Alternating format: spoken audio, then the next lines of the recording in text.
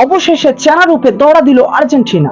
এখন তারা শুধু পেনাল্টি থেকে ম্যাচ জিতে কথাটি সত্য নয়, জয় তুলে নিতে নির্ধারিত 90 মিনিট যথেষ্ট বিশ্ব চ্যাম্পিয়নদের জন্য। কোপা আমেরিকা 2024-এর সেমিফাইনালে শক্তিশালী কানাডার মোকাবেলা করতে নামে বর্তমান কোপা চ্যাম্পিয়নরা। মূলত ফাইনাল স্বপ্নেই বিভোর ছিল আর্জেন্টাইনরা। এদিন নিজেদের সেরা একাদশ নিয়েই মাঠে নামেন মেসি বাহিনী। ম্যাচের শুরু থেকেই বেশ আক্রমণাত্মক হয়ে পড়ে বিশ্ব চ্যাম্পিয়নরা। তাই কানাডার বিপক্ষে লিড নিতেও বেশি অপেক্ষা করতে হয়নি মেসিদের। ম্যাচের মাত্র 22 মিনিটের মাথায় কানাডার জালের দেখা পান আর্জেন্টিনা। ম্যান সিটি তারকা জুলিয়ান আলভারেজের কল্যাণে 1-0 গোলে এগিয়ে যায় আলবি সেলেস্তারা। প্রথমার্ধে আর কোনো গোলের স্বাদ পায়নি নিউ জার্সির মেটলাইফ স্টেডিয়াম। দ্বিতীয়ার্ধের শুরু থেকেই খেলায় বেশ মনোযোগী হয়ে পড়েন কানাডিয়ান ফুটবলাররা। আর্জেন্টিনার জাল খুঁজে নিতে মরিয়া হয়ে পড়ে তারা। তবে হলো ঠিক তার উল্টোটা। ম্যাচের 51তম মিনিটে আরো একবার কানাডার জালে বল পাঠায় আর্জেন্টিনা। সর্বকালের সেরা ফুটবলার লিওনেল মেসির কল্যাণে 2-0 গোলের লিড পায় আর্জেন্টিনা। সেই সাথে এবারের আসরের প্রথম গোলটিও পেয়ে যান ইন্টার মিয়ামি তারকা।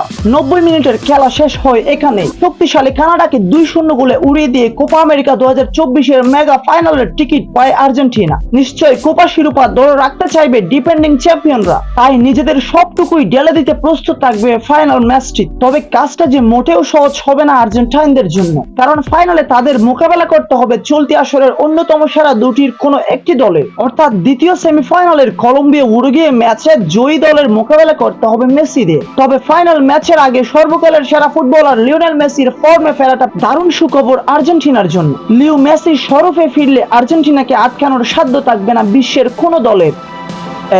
Asad turning point.